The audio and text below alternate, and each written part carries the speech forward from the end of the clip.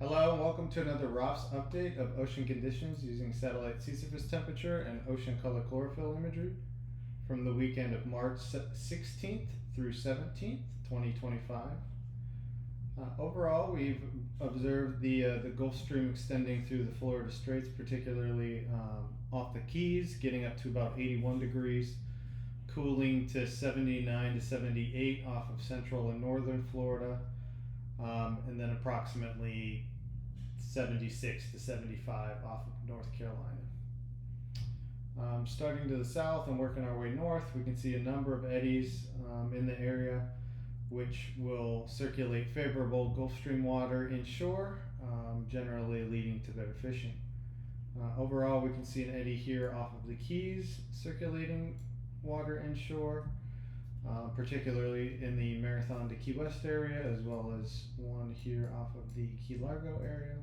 A little bit further north, we can observe a similar feature here off of Hillsborough Inlet area up to West Palm Beach. Relatively stable conditions from Stewart to approximately Cape Canaveral, where there are a number of smaller eddies, again pushing up the line here, which will create favorable conditions with a stronger green to blue edge inshore along the eddy filament.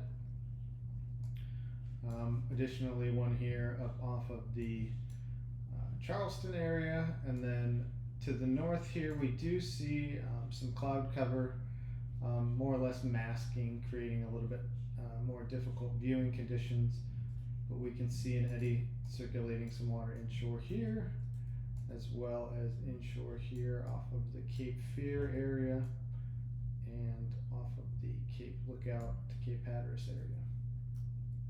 We'll look at the associated chlorophyll data as well, which will give a little bit clearer indication of how the eddy formations are shaped and where that favorable water is inshore.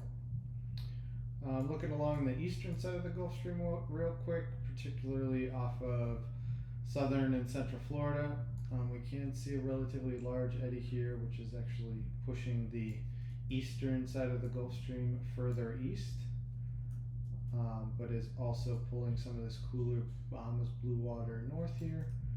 So there should be a nice edge here extending northwest from Manila. Looking into northwest Providence Channel here, we can see kind of the normal counterclockwise rotation here. Similarly, we can see a counterclockwise rotation here off of the Abaco area. Real quick looking then over at the associated chlorophyll data. We'll zoom in here a little bit. Again, a relatively good set of green to blue edges here off the Keys, with another one here off of this eddy. Things get relatively pinched inshore here off of Florida. But we can again see this nice cleaner water here pushing further inshore off Cape Canaveral and north. We can see an eddy here north of Jacksonville. There's still this pocket of relatively cool low to mid 60s water here that usually forms every year inshore. It's a little bit too cool for most pelagic species, unfortunately, though.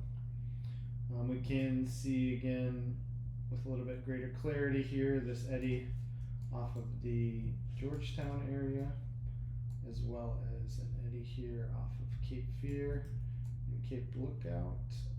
It should be noted though that there's quite a bit of green water offshore in this Charleston to Cape Fear, Cape Lookout area.